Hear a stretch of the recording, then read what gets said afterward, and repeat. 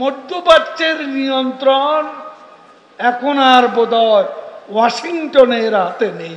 বাইডেনও এখন নেতানিয়াহুকে ভয় পায়, তার কোনো কর্তৃত্ব নেই।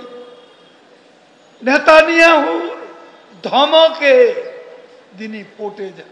মাঝে মাঝে মনে হয় মধ্যপ্রাচ্যের নিয়ন্ত্রণ এখন আর বোধহয় ওয়াশিংটনের হাতে নেই।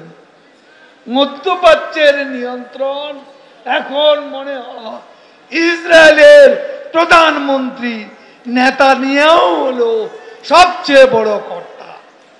ওয়াশিংটনের কোনো ক্ষমতা নেই। ওয়াশিংটন অর্ডার করে,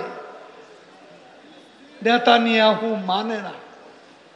সিজফায়ার করো, গাজা এইড পাঠাও, আমাদের আয়, উইল মেক আওয়ার ডিসিশন।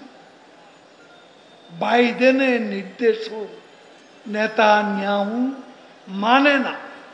তারপরও কংগ্রেসে বিল পাস হয় ইউক্রেনের পাশাপাশি ইসরায়েলে নতুন নতুন সাহায্যের বিল পাস হয়। বাইডেনও এখন নেতানিয়াহুকে ভয় পায়, তার কোনো কর্তৃত্ব নেই। নেতানিয়াহুর ধমকে তিনি পটে যান। আমরা তো দেখলাম প্রতিদিনই এ দৃশ্যপট দেখে যাচ্ছি। আমি বক্তব্য আর দীর্ঘায়িত করতে চাই না। আজকে এই মে দিবসে আমাদের মনে পড়ে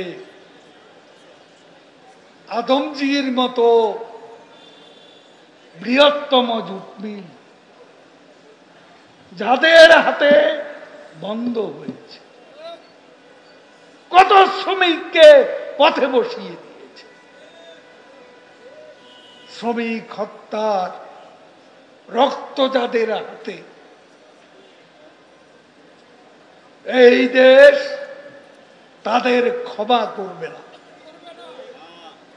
শেখ হাসিনা শ্রমিক বান্ধব সরকারের প্রধানমন্ত্রী, আজকে কতবার বাড়িয়ে 12,500 টাকা এসেছে।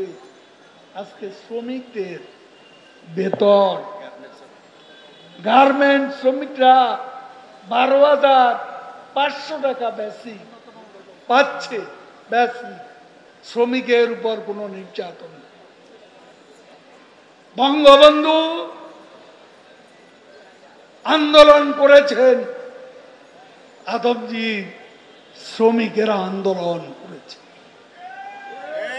আদমজির শ্রমিকদের আত্মত্যাগের কথা স্বাধীনতার ইতিহাসে চিরদিন লেখা থাকবে।